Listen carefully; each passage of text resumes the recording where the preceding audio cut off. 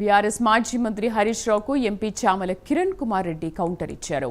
Municipal ఎన్నికల దెబ్బకు హరీష్ రావు మతిస్థిమితం కోల్పోయారని అన్నారు. స్వయం పాలన, అస్తిత్వం, ఆత్మగౌరవం అనే పెద్ద మాటలు మాట్లాడుతున్నారని ఎద్దేవా చేశారు. ప్రస్తుతం లేఖల పేరుతో హరీష్ రావు అసత్యాలు ప్రచారం చేస్తున్నారని మండిపడ్డారు. హరీష్ రావు మున్సిపల్ ఎన్నికల దెబ్బకు మైండ్ బ్లాక్ అయి మతిస్థిమితం కూలిపోయినట్టుండు. ప్రజాస్వామ్యం సిగ్గుతో తలదించుకుంటుందని, స్వయం పాలన అస్తిత్వమని, మోకరిల్లడమని, ఆత్మగౌరవం అని పెద్ద మాటలు మాట్లాడుతుంది. మీ 10 ఏళ్ల హయాంలో నువ్వు మాట్లాడే మాటలకు మీరు అర్థం లేకుండానే చేశారు. ఈ రోజు 23 నుంచి జరిగినటువంటి అన్ని ఎన్నికలల్లో 2 ఎన్నికలలోనైతే శూన్యం, గుండు సున్నా వచ్చింది. ఒకటి పార్లమెంట్ ఎన్నికలు, ఒకటి మన కార్పొరేషన్లు, ఏదో మున్సిపాలిటీలలో కొన్ని వచ్చినట్టున్నాయి. రాష్ట్రంలో కాంగ్రెస్ ప్రభుత్వ ఆదరణను తట్టుకోలేక మీరు మాట్లాడుతున్న చిల్లర బల్లర మాటలను ప్రజలు పట్టించుకోవట్లేరని చెప్పి ఈ రోజు మళ్లీ ప్రజలను పొద్దున్నే నిన్న సాయంత్రం తప్పుదో బట్టినికి ఒక లేఖ రిలీజ్ చేసినాం.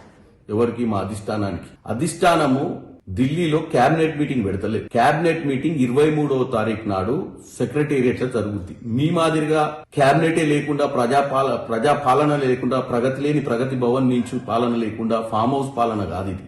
ఈ రోజు ఢిల్లీకి కాంగ్రెస్ పెద్దలను, తెలంగాణలో ఉన్నటువంటి కాంగ్రెస్ పెద్దలను, పిసిసి అధ్యక్షులు అందరూ కూడా పోయిరు. అధిష్టానం ఎందుకు పిలుస్తుంది?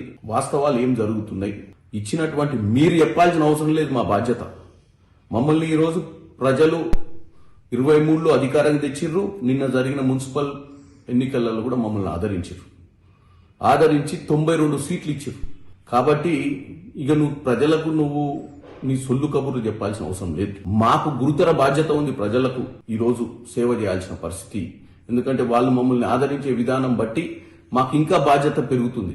అధిష్టానం కూడా ఈ రోజు ఇచ్చిన వాగ్దానాలు ఏం జరుగుతుంది, ఎట్లా జరుగుతుంది, రాష్ట్రంలో కాంగ్రెస్ పార్టీ వ్యవహార శైలి ఎలా ఉంది అని తెలుసుకోవడానికి పెద్దల్ని పిలిచిరు తప్ప మీరు తెలంగాణ ప్రజల్ని పక్కతో పట్టిస్తున్నట్టుగా అక్కడ క్యాబినెట్ మీటింగ్ పెట్టలే. హరీష్ రావు మున్సిపల్ ఎన్నికల దెబ్బకు మైండ్ బ్లాక్ అయి మతిస్థిమితం కూలిపోయినట్టుండు. ప్రజాస్వామ్యం సిగ్గుతో తలదించుకుంటుందని, స్వయం పాలన అస్తిత్వమని, మోకరిల్లడమని, ఆత్మగౌరవం అని పెద్ద మాటలు మాట్లాడుతుంది. మీ 10 ఏళ్ల హయాంలో నువ్వు మాట్లాడే మాటలకు మీరు అర్థం లేకుండానే చేశారు. ఈ రోజు 23 నుంచి జరిగినటువంటి అన్ని ఎన్నికలల్లో